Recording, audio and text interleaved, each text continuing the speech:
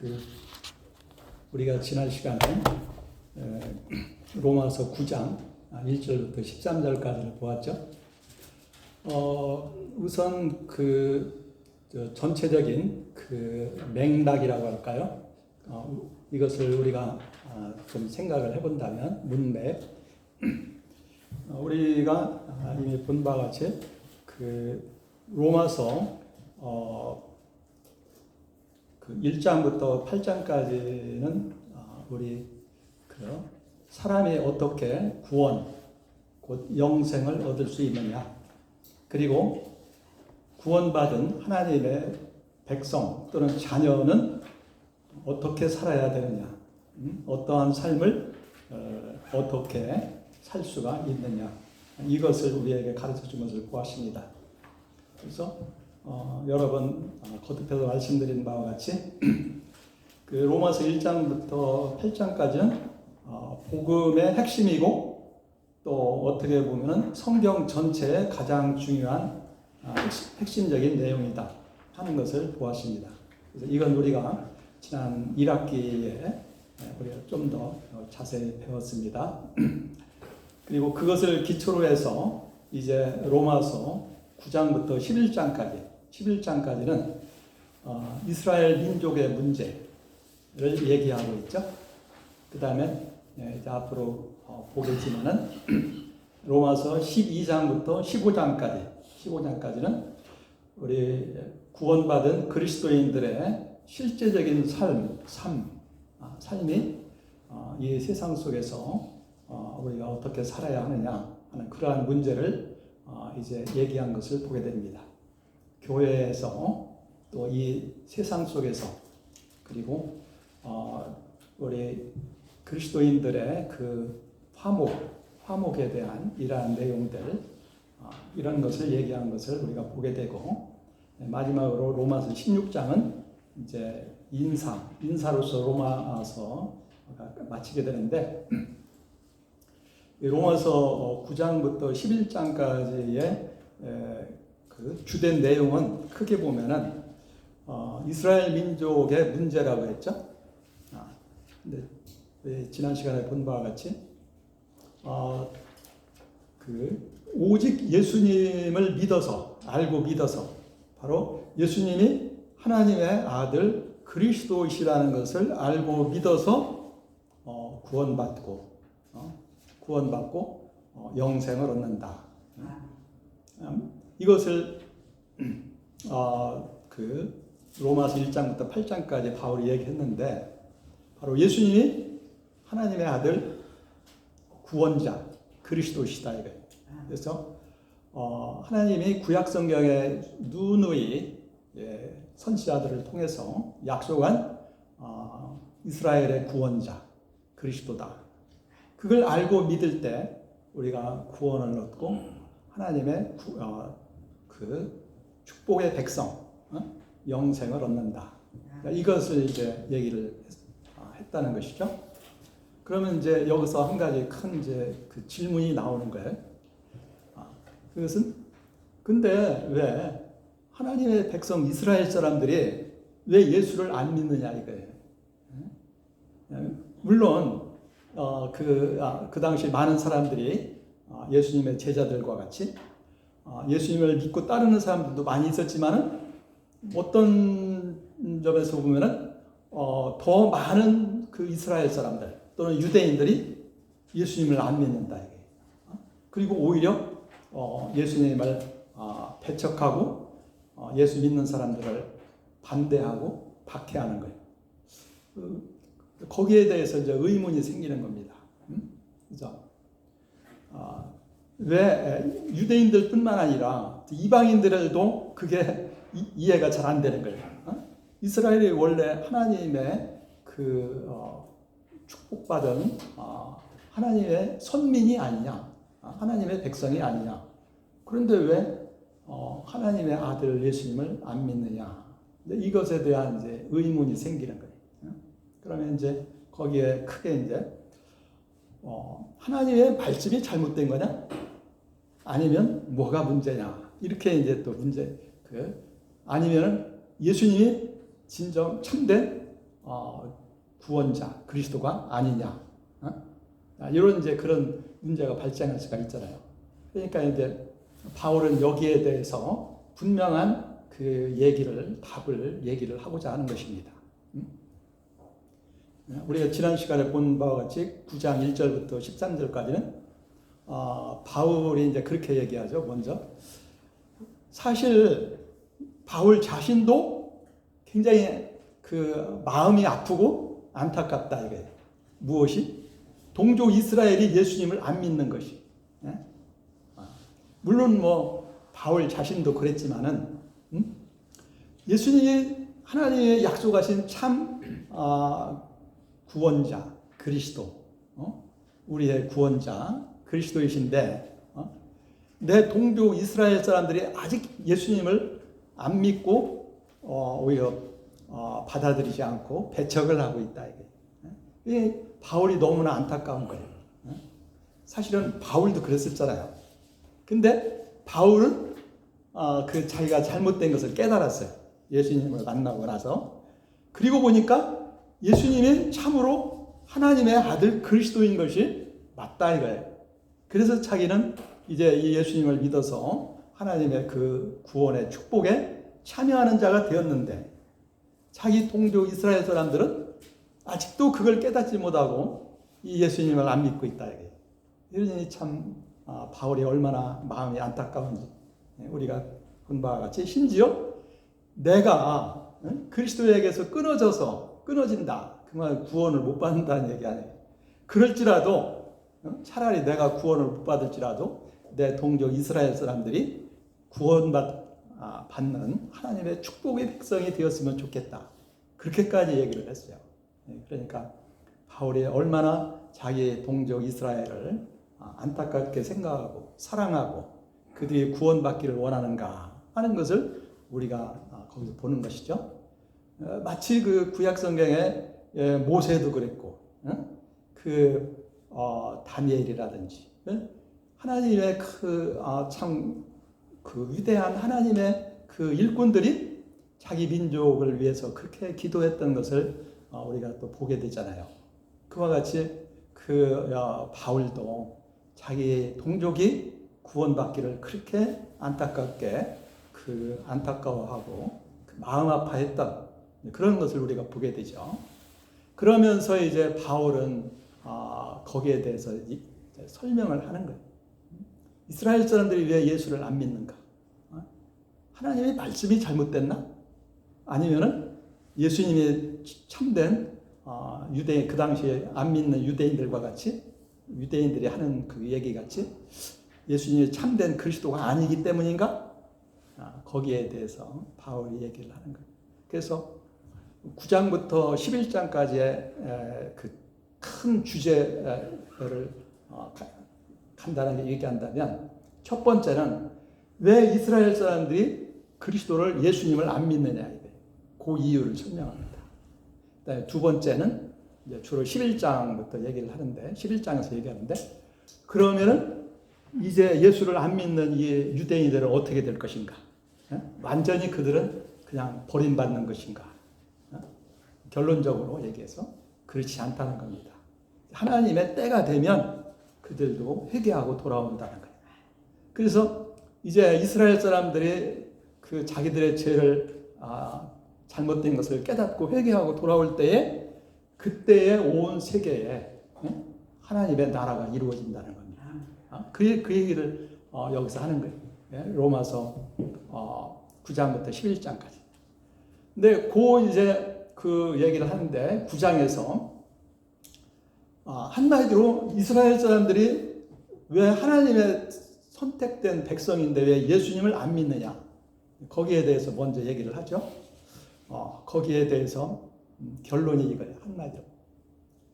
혈통적인 이스라엘이 참 하나님의 백성이 아니라는 거예요.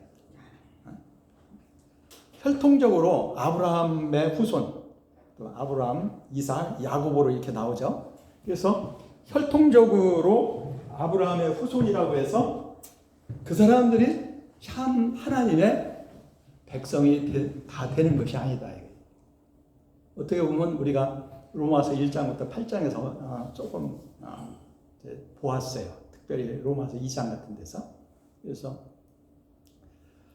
결론적으로 얘기해서 참 하나님의 백성은 혈통적으로 아브라함의 후손이라고 해서 그 사람이 자동으로 다 참 하나님의 백성이 되는 게 아니고 아브라함과 같은 믿음을 가진 자라야 그 사람이 참 하나님의 백성이니라. 그게 결론이에요. 아브라함과 같은 그런 믿음을 가진 자가 참 아브라함의 후손이야. 혈통적으로 아브라함의 후손이라고 해서 그 사람이 참 아브라함의 후손 또는 참 하나님의 백성이 아니고 아브라함과 같은 믿음을 가진 사람이 참 아브라함의 후손이고 곧 참 하나님의 백성이다. 하나님의 선택된 그런 하나님의 참 백성이다. 근데 그걸 얘기하는 거예요. 그것이 이제 우리가 사실은 로마서 1장부터 8장에서도 이미 조금 보았습니다만 여기서 그걸 이제 다시 얘기하는 거예요. 그래서 그 예를 들어서 뭘 얘기를 했습니까? 자, 한번 실제적으로 보자. 아브라함에게 아들이 우선 최소한 2명이 있었죠. 나중에 이제 또 더 낳기도 했지만은 이스마엘과 이삭. 둘 다 아브라함의 후손이에요. 혈통적으로. 물론 이스마엘은 하갈을 통해서 낳고 이삭은 하나님의 약속을 따라서 아브라함의 그 원부인 사라를 통해서 낳았어요. 근데 하나님께서는 하나님께서 아브라함에게 그 약속하신 그 언약, 축복의 약속, 그것은 이스마엘을 통해서 이루어지지 않고 이삭을 통해서 이루어지는 것입니다. 이렇게 얘기를 했어요. 하나님께서 아브라함에게 얼마나 큰 복을 약속을 했습니까? 너와 내 후손이 복을 받고 또 너와 내 후손을 통해서 천하 만민이 복을 받을 것이다. 이렇게 이제 약속을 하고 또 언약까지 하셨는데 그 하나님의 그 축복의 약속이 누구를 통해서 이어진다고요? 이삭을 통해서 이어진다. 이스마엘도 분명히 혈통적으로는 아브라함의 후손이에요. 그러나 하나님의 약속은 이스마엘을 통해서 이루어지는 것이 아니라 이삭을 통해서 이루어지는 것이다. 우리가 창세기를 통해서 알잖아요. 이스마엘은 어떻게 해서 낳습니까? 나이가 80이 넘었는데도 아브라함이 80이 넘고 사라도 70이 넘었는데도 아직도 아기가 없는 거라. 그러니까 이제 기다리다 못해가지고 사라가 우리가 아는 대로 아이고 이제 아무래도 나는 아닌 것 같아. 뭐 이렇게 생각을 하고서는 그 종 하갈을 대신 아브라함에게 주고서는 하갈을 통해서라도 아들을 낳아야지 해가지고 낳은 것이 이스마엘이잖아요. 근데 결국 그 하나님은 그게 아니라는 거라. 하나님은 사라를 통해서 네가 아들을 낳을 것이고 하나님이 너와 한 축복의 약속은 이삭을 통해서 이루어질 것이다. 이렇게 얘기를 했다. 그게 첫 번째 이제 예를 드는 거예요. 자, 무조건 아브라함의 후손이라고 다 하나님의 축복의 약속이 그게 다 그들에게 이어지는 것이 아니다. 오직 하나님의 약속에 의해서 태어난 이삭을 통해서 이루어지는 것이다. 그 다음에 한 가지 또 더 예를 들어서 우리가 잘 아는 대로 그 다음에 이삭이 또 이제 결혼을 해가지고 리브가를 통해서 결혼을 해서 잉태를 했는데 리브가가 쌍둥이를 이삭이 한 40에 결혼을 했는데 한 60세까지 20년 동안이나 자식이 없었던 모양이에요. 그래서 하나님이 기도를 하는 가운데에서 리브가가 임신을 했는데 쌍둥이인데 둘이 뱃속에서부터 싸우는 거라. 그러니까 리브가가 굉장히 힘들었던 모양이에요. 하나님 앞에 기도를 했어요. 이거 어떻게 하면 좋냐고. 그랬더니 하나님께서 말씀을 하셨잖아요. 두 민족이 네 배에서 두 민족이 나올 거야. 그런데 큰 자가 작은 자를 섬길 것이니라. 그래서 결국 나왔는데 에서가 먼저 나오고 그 야곱이 에서의 발뒤꿈치를 붙잡고 나왔다 이거예요. 뱃속에서부터. 그래 어쨌든 간에 근데 그 하나님의 그 축복의 약속, 아브라함과 하신 축복의 약속이 누구에게로 이어졌습니까? 야곱에게로 이어진 거라. 근데 인간적으로 보면은 뭐 야곱이 뭐 특별히 더 훌륭하다고 할 만한 게 별로 없어요. 어떻게 보면은 에서가 더 멋있는 거라. 예? 사냥도 잘하고 뭐 활발하고 뭐 이렇게 그랬단 말이에요. 그런데 그 결국은 하나님의 그 축복의 약속은 야곱을 통해서 이어졌다. 그래서 뭐 야곱도 고생도 많이 했죠. 예? 우리가 창세기에서 보는 바와 같이. 그러면 어쨌든 간에 하나님의 그 축복의 약속, 언약이 그 야곱을 통해서 이스라엘 12지파를 통해서 이렇게 이어지고 있는 것을 우리가 본다. 그것을 이제 바울이 예를 들면서, 자, 왜 하나님의 그 축복의 약속이 그 에서에게로 안 가고, 그쪽으로 안 이어지고, 야곱을 통해서 야곱에게로 이어지게 되느냐. 그걸 어떻게 우리가 설명할 수 있냐. 그것은 우리 인간적인 어떤 그 노력이나 방법에 의해서 되는 게 아니고 하나님의 그 주권적인 선택에 의해서 이루어진다는 것을 보여주는 것이다. 그러니까 자 한번 생각해 봐요. 에서하고 야곱의 뱃속에서 어떤 잘한 거 있어요? 모르잖아요. 근데 벌써 하나님은 큰 자가 작은 자를 섬길 거다. 이렇게 벌써 그걸 알고 말씀을 하신 거라. 그렇기 때문에 그 하나님의 그 축복의 약속이 어떤 그 에서가 어떤 공로를 세웠다든지 특별한 뭐 때문에 또는 야곱이 했다든지 그런 것에 의해 이루어지지 않냐고 하나님의 주권적인 선택 또는 결정에 의해서 이루어진다는 것을 보여주지 않느냐. 그러니까 야곱과에서는 쌍둥이에요. 쌍둥이. 더군다나 쌍둥이인데도 불구하고 둘 다 무조건 그냥 복을 받은 그 축복의 약속이 이어진 게 아니고 그 야곱을 통해서 이어지고 있다. 이것을 통해서 우리가 우선 한마디로 무조건 아브라함의 후손이라고 무조건 다 하나님의 축복의 백성이 되는 게 아니다. 바울이 그걸 얘기를 하는 겁니다. 그걸 얘기하는 이유는 뭐냐? 지금 이스라엘 사람들이 그 당시 지금도 그런 점이 비슷한 점이 있긴 하지만은 왜 그들이 다 같이 아브라함의 후손이라고 이렇게 하는데 왜 그들이 다 예수를 안 믿느냐 이게. 예수를 믿어야 그 구원의 축복에 참여하는 것인데 하나님의 큰 그 구원의 축복, 아브라함과 그의 후손들에게 하신 그 축복에 참여하게 되는 것인데 왜 이스라엘 백성이 안 믿느냐? 아까 말씀드린 대로 하나님의 말씀이 잘못된 건가? 아니면은 예수님이 참 그 약속의 그 구원자, 하나님이 약속하신 그 그리스도가 아닌가? 뭐 이런 문제가 생기잖아요. 거기에 대해서 바울이 이렇게 얘기를 하는 거예요. 무조건 혈통적으로 아브라함의 후손이라고 다 무조건 아브라함의 축복의 백성이 되는 게 아니다. 그걸 실제로 이제 창세기를 통해서부터 그 예를 들어서 설명을 하는 거예요. 이제 그게 이제 바울의 답입니다.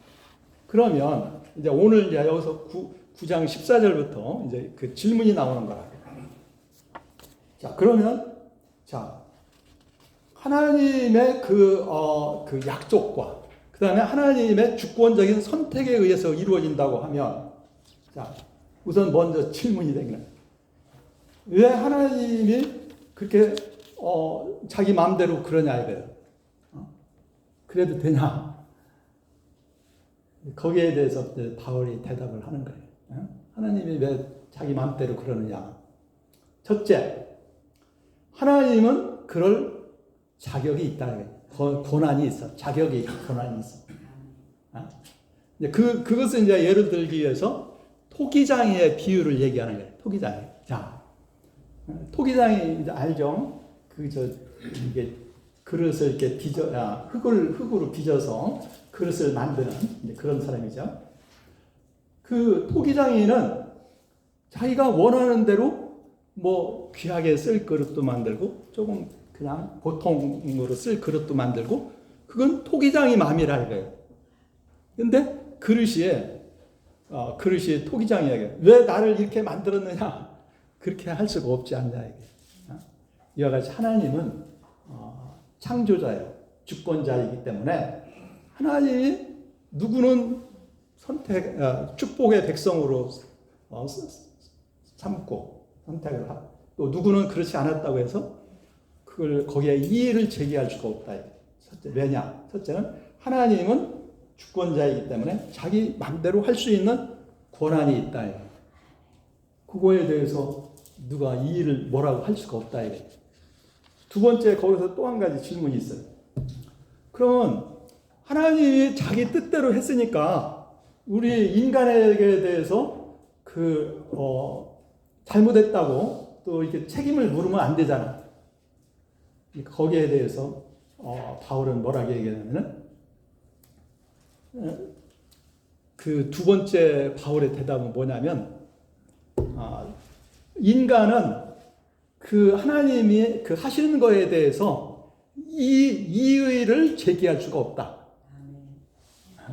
그러니까 이제 하나는 하나님 편에서 하나님은 주권자로서 그렇게 할 수 있는 권한이 있다. 그러니까 그거에 대해서 누가 뭐라고 얘기할 수가 없어요. 두 번째는 그 그릇에 대해서, 우리 인간이죠. 인간은 아까 얘기한 대로 그 토기장이 주권자에 대해서 왜 나를 이렇게 만들었느냐 그렇게 할 수 있는 이의를 제기할 수가 없다. 그래서 그렇게 얘기를 합니다.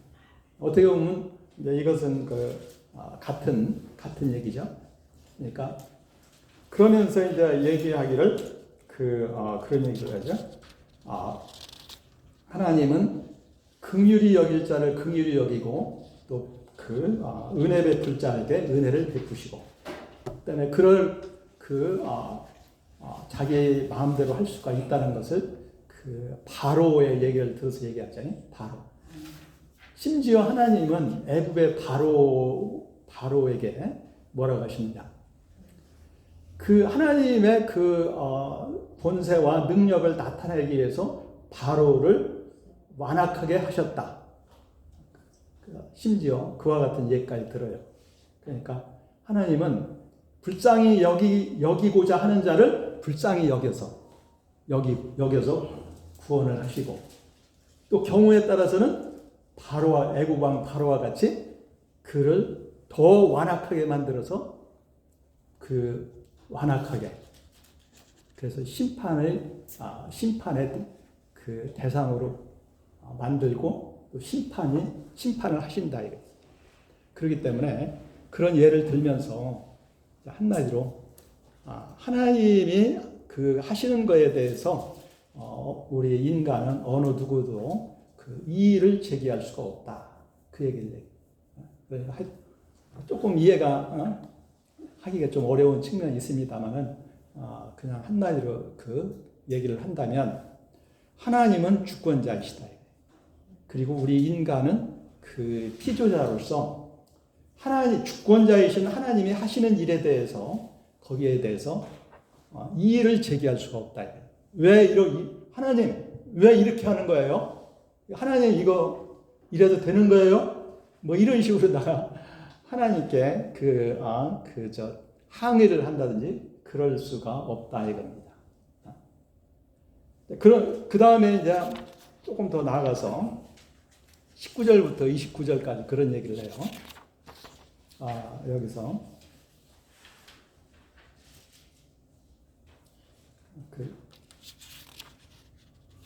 자,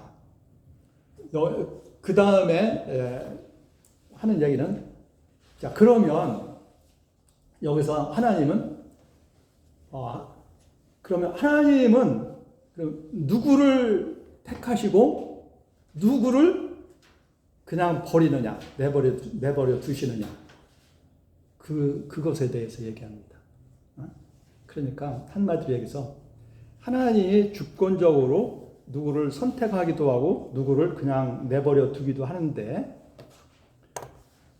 그렇다고 해서 하나님이 그냥 아무렇게나 그렇게 하지는 않는다, 이게. 굉장히 중요한 얘기죠. 하나님이 그냥 아무렇게나 그렇게 하지는 않는다, 이게. 그러면 하나님은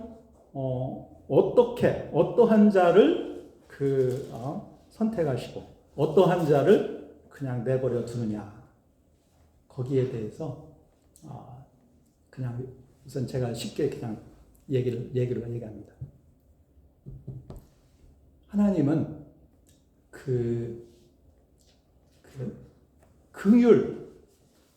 긍휼에 의해서 사람을 구원하기를 원하신다.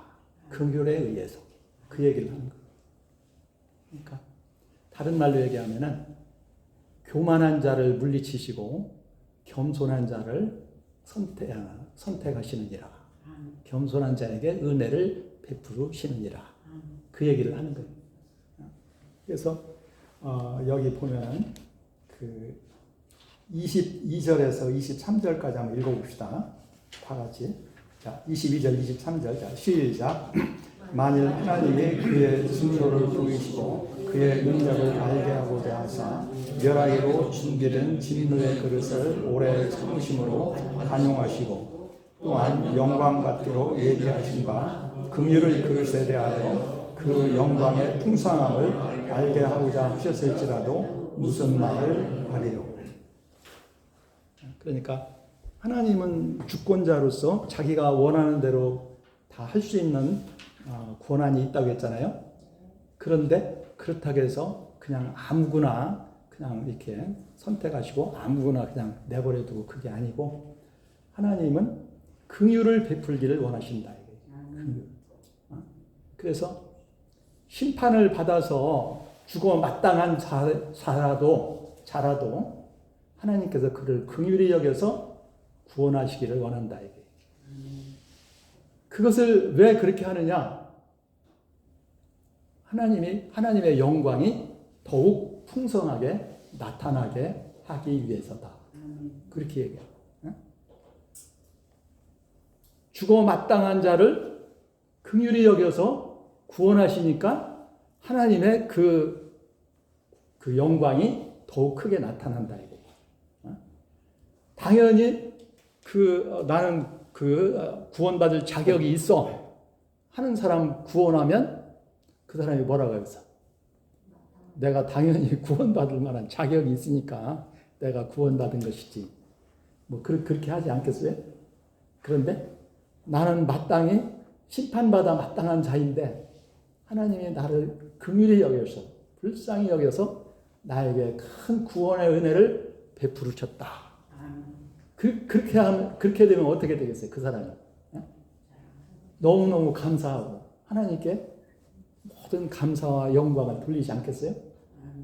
그래서 하나님은 어떻게 보면 조금 이해하기가 좀 어려울지 모르겠지만 하나님은 더 큰 영광을 받으시기를 원한다, 이게. 그래서 긍휼에 의해서 구원하기를 원하신다. 근데 한마디로 사실은 우리 모든 인간 가운데 자기 스스로 나는 구원받을 만한 그 자격이 충분하게 있어.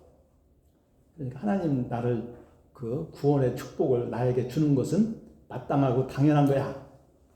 이렇게 얘기할 수 있는 사람이 있어요? 사실은 없잖아.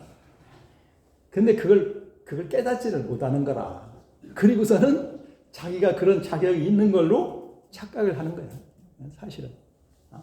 그런데 자기가 얼마나 부족한지를 깨닫고 나는 참으로 내 스스로 그 자격이 없어. 사실은 그런 사람이 더 지혜로운 사람이에요. 하나님은 그런 사람을 기쁘게 여기시고 그런 사람에게 구원의 은혜를 주신다는 거라. 그렇게 해야, 그렇게 함으로써 하나님께서 더욱 큰 영광을 받으신다는 거예요. 하나님은 긍휼에 의해서 우리를 구원하기를 기뻐하신다는 거라.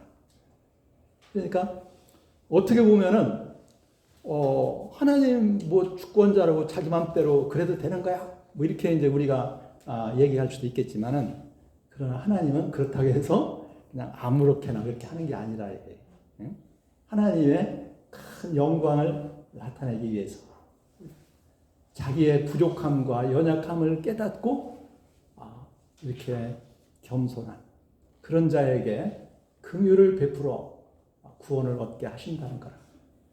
이게 하나님의 어떻게 보면은 그 선택의 방법이에요. 물론 뭐 자세하게 깊이 있게 그걸 우리가 다 알 수는 없죠. 다 설명할 수는 없지만은 우선 결과적으로 볼 때 바울은 그렇게 얘기를 하는 겁니다. 그리고서 이제 그 예를 구약 성경의 여러 선지자들의 그 예언을 가지고 그걸 설명을 하는 거예요. 첫 번째, 호세아의 글. 우리가 호세아 알잖아요. 여기 뭐라 그래요? 24절, 25절, 26절까지 한번 같이 읽어봅시다. 자, 시작. 이 그릇은 우리 곧 유대인 중에서뿐 아니라 이방인 중에서도 부르시는 자니라. 호세아의 글에도 이르기를 내가 내 백성 아는 자를 내 백성이라 사랑하지 아니하는 자를 사랑하는 자가 부르리라. 너희는 내 백성이 아니라 한 그곳에서 그들이 살아계신 하나님의 아들이라 일컬음을 받으리라 함과 같으니라. 그러니까 우리가 구약성경 호세아서에 보면은 북왕국 이스라엘 사람들이 하나님의 말씀을 안 듣고 다른 우상을, 다른 신을 섬기고 악을 행하니까 하나님이 결국은 어떻게 했어요? 내가 너희를 버릴 수밖에 없어. 응? 버릴 수밖에 없어. 그랬단 말이에요. 그래서 너희는 내 백성이 아니야. 나는 너희를 긍휼히 여기지 않을 거야. 이렇게 얘기를 한 거야. 결국 이스라엘이 망했잖아요. 근데 하나님은 그걸로 끝내지 않았어. 그리고서는 또 뭐라고 얘기하시냐면 내가 너희를 다시 구원할 거야. 내가 너희를 다시 내 백성이 되게 할 거야. 그렇게 얘기를 하시는 거라. 호세아서가 그런 얘기예요. 이스라엘의 죄 때문에 너희들은 심판을 받을 수밖에 없어. 그러나 내가 너희를 그냥 그걸로 끝내지 않고 너희를 다시 용서하고 구원할 거야. 그게 이제 말하자면 호세아서의 얘기인데, 그게 이제 호세아뿐만 아니라 구약의 여러 선지자들이 대부분 그 얘기예요. 이스라엘이 하나님의 백성인데 하나님을 바로 섬기지 않고 다른 신을 섬기고 악을 행하고, 결국 하나님은 그들은 심판할 수밖에 없다는 거예요. 근데 하나님은 그냥 거기서 끝낸 것이 아니야. 내가 너희들을 다 용서하고 다시 나의 참 백성이 되게 할 거야. 이게 하나님의 선지자들의 얘기예요. 선지자예요. 바로 그것이 오늘 우리에게 이루어진 거라. 바울의 얘기가. 그래서 이스라엘을 심판을 받아야 자기들이 잘못을 깨닫는 거라. 다른 신을 섬기면서도 자기들이 회개할 줄을 모르는 거라. 그게 이제 이스라엘 사람인데, 하나님의 심판을 통해서 그들의 잘못을 깨닫게 하신다는 거예요. 그러나 그대로 끝이지 않고 그들을 다시 회복시키신다는 거야. 그러니까 하나님이 원하시는 건 뭐냐?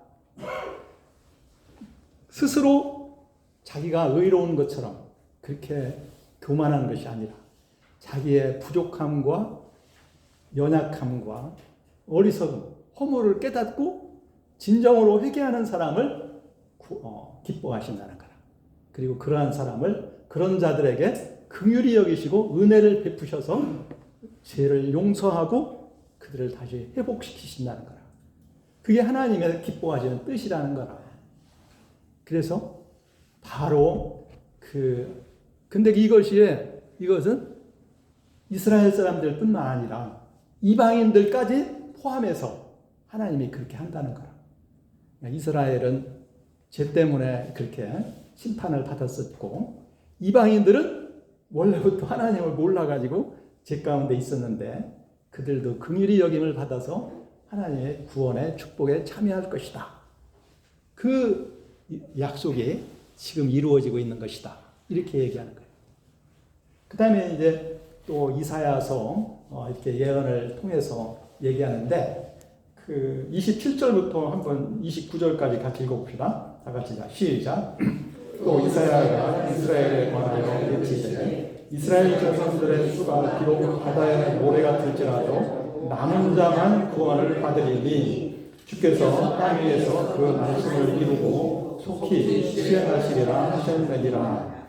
또한 이사야가 미리 말한 바 만일 만군의 주께서 우리에게 씨를 남겨두지 아니하셨더라면 우리가 소돔과 같이 되고 고모라와 같았으리라 함과 같으리라. 바로 이사야도 같은 말을 했다는 거예요. 이스라엘이 하나님의 백성인데 이미 조금 전에 말씀드린 것 같이 다른 신을 섬기고 악을 행하는 거예요. 결국 심판을 받을 수밖에 없다. 소돔과 고모라 같이 될 수밖에 없다 이거예요. 소돔 고모라가 어떻게 됐습니까? 완전히 망했잖아요. 그런데 하나님은 그들을 긍휼히 여기셔서 다 그냥 심판하지 않고 남은 자를 구원하신다. 그렇게 약속을 했다 이거예요. 그런데 오늘날 예수를 믿는 자가 바로 남은 자라는 거예요. 이스라엘. 그래서 그들을 긍휼히 여기셔서 하나님의 긍휼에 의해서 구원하신다. 그것이 지금 오늘날 이루어지고 있는 것이다. 그 얘기입니다. 이렇게 함으로써 그러니까 혈통적으로 이스라엘이 다 구원받는 게 아니라는 거예요. 그 가운데 남은 자, 자기의 죄를 참으로 깨닫고 회개하는 자, 그런 자를 하나님께서 긍휼히 여기셔서 이 그리스도를 통해서 그들에게 구원의 은혜를 베푸신다. 그것이 지금 이루어지고 있는 것이다. 그렇게 얘기합니다. 바울이 이것을 통해서 왜 이스라엘이 예수를 안 믿냐 이게. 그들이 하나님의 백성이면은 아브라함의 후손이니까 다 믿는 게 원칙 아니야? 그게 그렇지가 않다는 거야. 그 이유를 이렇게 설명한 거예요. 그 다음에 이제 결론적으로 이 30절에서 33절이 굉장히 중요한 거예요. 그 지금까지 얘기한 것에 대한 핵심을 여기서 얘기하고 있어요. 같이 한번 읽어봅시다. 자, 30절에서 33절.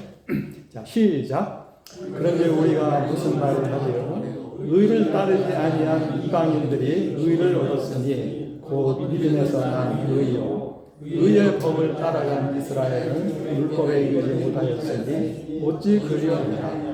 이는 그들이 믿음을 의지하지 않고 행위를 의지하니라. 부딪힐 때에 부딪혔느니라. 기록된 바 보라 내가 걸림돌과 거치는 바위를 시온에 두노니 그를 믿는 자는 부끄러움을 당하지 아니하리라 함과 같으니라. 이게 결론이에요. 왜 이스라엘 사람들이 오히려 구원을 못 받고 예수를 안 믿으니까 구원을 못 받지. 오히려 이방인들이 구원을 얻는다. 이상하잖아. 이상해. 그 이유를 이렇게 설명합니다. 자, 이스라엘 사람들이 왜 구원을 못 받아요? 그 이유가 뭐예요? 그렇지. 한마디로 그 당시 이스라엘 사람들은 하나님의 그 구원의 그 축복을 받겠다고 율법을 열심히 지켰거든. 그래서 외적으로 보면은 그 당시 볼 때 이스라엘 사람들은 참 훌륭한 사람들이었어요. 이방인들과 비교하면 이스라엘 사람들은 굉장히 훌륭한 사람들이라. 도덕적으로나 이런 측면에서 율법을 철저히 지키는 아주 굉장히 훌륭한 사람들이에요. 이방인들은 거기에 비하면 뭐와 같아? 강아지들이라. 네? 좋게 얘기해서 강아지들이고 아주 하나님도 모르고 뭐가 옳고 뭐가 그런지도 모르고 그냥 제 가운데 사는 사람들이에요. 한마디로 그 유대인들이 볼 때. 그런데 왜 그 율법을 열심히 지킨다고 하는 유대인들은 예수를 안 믿고 결과적으로 구원의 축복에, 의의 축복, 그 구원의 축복에 참여하지 못하고 그 강아지들 같이 제 가운데 있는 이방인들은 어떻게 해서 그 예수를 믿어서 구원을 받느냐 이거예요. 그 이스라엘 사람들 입장에서 이해가 안 되는 거잖아요. 꼭 이스라엘 사람들뿐만 아니라. 그 이유를 여기서 이제 설명하는 거예요. 유대인들은 율법을 열심히 지켜가지고 하나님 앞에 의인으로 인정받으려고 했어. 그러니까 의인으로 인정받으면 어떻게 된다고 했어요? 구원의 백성이 되는 거지. 하나님 앞에 의로우니까. 그리고 이방인들은 뭐예요? 한마디로? 율법도 모르잖아. 하나님도 모르고. 그러니까 죄 가운데 살지. 그런데 어떻게 그 이방인들은 예수를 믿어서 구원을 얻느냐 이거예요. 이해가 어렵잖아요. 근데 여기서 바울이 결론을 내렸어요. 첫째, 유대인들이 왜 율법을 그렇게 열심히 지키려고 했는데 그 하나님 앞에 의롭다고 인정받지 못했느냐? 잘못된 거야. 방법이 잘못됐어. 하나님 앞에 의로운 자가 되려고 하는 것은 그건 훌륭한 거지. 그러나 율법을 자기가 지켜가지고 하나님 앞에 의인으로 인정받으려고 한 거라. 근데 그것은 뭐예요? 말로 그건 불가능한 거예요. 불가능한 것을 자기가 하겠다고 한 거라. 사람의 율법을 다 지킬 수 있어요? 못 지키는 거라. 우리가 이미 배웠어요. 예를 들어서 로마서 3장 20절에 뭐라 했어요? 율법의 행위로 하나님 앞에 의롭다고 인정받을 육체가 없어. 그것은 왜냐하면 율법으로는 죄를 깨닫기 때문이라. 율법은 우리가 배웠잖아요. 무엇이 옳고 그른가를 가르쳐줘. 그러나 그걸 행할 수 있는 능력은 안 줘. 그러니까 율법을 결국은 그걸 내 힘으로 지키겠다고 하면 어떻게 돼? 로마서 7장이 너는 못 지켜. 그러니까 너는 죄인이야. 그러니까 너는 죽어야 돼. 그게 율법이 하는 말이에요.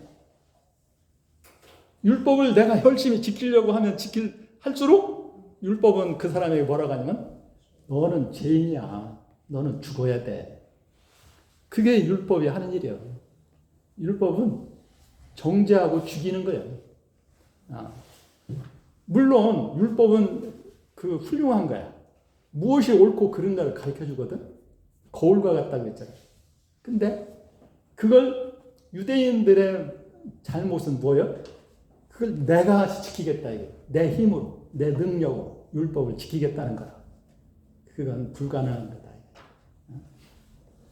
타락한 인간, 혹은 죄 가운데 있는 인간이 그 율법을 내 힘으로 지켜가지고 하나님 앞에 의롭다고 되려고 하는 그 자체가 벌써 잘못된 거예요. 율법의 정신을 바로 아는 사람은 어떻게 해야 돼요? 아이고야, 나는 이 율법을 지킬 수가 없구나. 그래, 나는 죄인입니다. 나는 희망이 없어. 오호라 나는 곤고한 사람이로다. 이 사망의 몸에서 누가 나를 건져내랴. 이렇게 고백할 수밖에 없는 거예요. 율법의 참 의미를 아는 사람. 율법의 근본 정신은 거룩하고 의롭고 선한 거예요. 그러니까 그 당시에 유대인들은 뭐냐? 율법의 어떤 형식적인 규칙을 지키면서 그걸 열심히 지키면 자기가 하나님 앞에 의롭다고 되는 줄로 생각을 한 거라. 근데 보다 더 율법에 보다 더 귀중한 거, 중요한 것은 뭐예요? 율법의 정신이라. 의와 인과 신, 예수님도 그렇게 얘기했잖아. 마태복음 23장 23절. 11조는 잘 드리고 그렇게 하는데 율법에 더 귀중한 거, 중요한 거, 의와 인과 신은 버렸어. 그게 그 당시 이제 그 유대인들의 모습이라. 열심은 내는데 율법의 근본 정신은 잃어버리고 형식만 열심히 지키려고 하면서 자기들이 의인이라고 생각하는 거야. 그래서 안 됐다. 바울이 그거예요. 행위를 의지함이라. 그러니까 율법을 자기가 열심히 지켜가지고 하나님 앞에 의인이 되겠다고 하는 것은 결국은 자기 스스로의 노력에 의해서 하나님 앞에 의인이 되겠다는 얘기예요. 그건 안 된다는 거예요. 근데 이방인들은 어떻게 해서 하나님 앞에 그 의인으로 인정받았어요? 처음부터 자기가 죄인인 것을 깨달은 거예요. 그리고서는 예수님의 그 복음을 듣고 보니까 너무너무 고마운 거라. 우리는 죽을 수밖에 없는 죄인인데 예수님이 우리를 위해서 대신 죽으시고 부활하시고 지금도 살아계시고 그 예수님을 믿는 자에게 죄 용서를 주시고 새 사람 되는 은혜를 베푸신다. 그걸 알고서 예수를 믿은 거라. 그러니까 그가 과거에 얼마나 열심히 율법을 지키려고 노력했느냐, 그게 문제가 아니라 오히려 자기의 그 허물과 죄를 깨달았어. 예수님의 그 복음을 듣고, 그리고서는 그 예수님의 거기서 예수님의 십자가에 나타난 하나님의 사랑과 은혜를 깨닫고 그 예수님을 믿고 의지한 거예요. 하나님은 그러한 그 이방인들을 긍휼히 여기시고 그들에게 구원의 은혜를 베푸시는 거예요. 그러니까 중요한 것은 인간 스스로의, 여기서 바울이 얘기하는 것은 그 앞에서도 이미 얘기한 바와 같이 인간 스스로의 어떠한 그 노력이나 능력에 의해서 구원을 얻는 것이 아니다. 왜? 하나님의 의의 기준에 자기 스스로의 노력에 의해서 인정받을 사람이 없다는 거예요. 그것을 알고 오히려 그걸 빨리 깨닫는 것이 지혜로운 거예요. 자기가 얼마나 부족하고 자기 스스로의 능력이나 노력으로는 안 되는 것을 깨닫고 그러면 이제 그 다음에 어떻게 해야 돼? 하나님의 긍휼과 은혜를 그걸 의지하는 거예요. 하나님의 은혜를 의지하는 거예요. 십자가에 나타난 하나님의 사랑, 십자가에 나타난 하나님의 은혜, 그걸 의지하는 거예요. 깨닫고 의지하는 거예요. 그게 우리가 예수 믿는 것이 바로 그겁니다. 우리 인간 스스로는 희망이 없다. 하나님의 그 구원의 은혜이신 예수 그리스도의 그 사랑, 십자가의 은혜, 그게 얼마나 큰가를 깨닫고 그 예수님을 의지하는 거예요. 믿고 의지하는 거예요. 그러면 그럴 때 하나님은 그런 사람을 긍휼히 여기시고 그런 사람에게 십자가의 은혜에 의해서 그들의 죄를 용서하시고 그들에게 또한 그 성령을 주시고 또 영생을 주시고 새 사람이 되게 해서 하나님의 축복의 백성, 하나님의 사람, 하나님의 자녀가 되게 하시는 거예요. 얼마나 큰 은혜입니까? 이게 복음의 그 차이, 유대인들과 이방인들 그 사이. 이 결론이 이게 30절에서 30절. 그래서 유대인들은 의를 얻기 위해서 율법을 열심히 지키려고 했지만 안 됐어요.